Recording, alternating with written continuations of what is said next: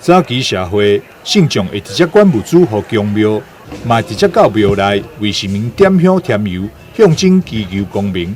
演变至今，民众改用捐钱予庙方买香买油来烧香点灯。每天早时，拢由信众也只是庙内职工进行添油仪式，维持神明做情油灯不灭。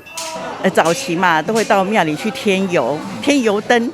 那因为添油灯就是意味着可以添油、添香、添福气，尤其是如果说有考生啊要考试的话，可以就是来添油，就是帮那个考生加油的含义。信众一旦捐现金了后，提出油瓶，亲自为庙宇神明添灯油，向真添福寿、真光明。新春期间，台湾秀庙天坛嘛有不少专门来为神明添油的信众。小姐，你是第一次来这边添油香吗？对。他是怎么样知道这个习俗的？家里人都要拜拜，对，这样子啊。过年刚好我们服务业比较没有空，所以今天除夕休假来拜拜这样子。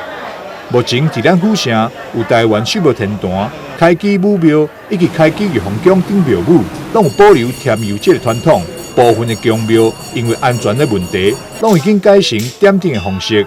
民众后一届若有去台湾秀庙天坛参拜，不妨注意看卖，伫正殿玉皇上帝牌位头前有一座100年不灭的油灯。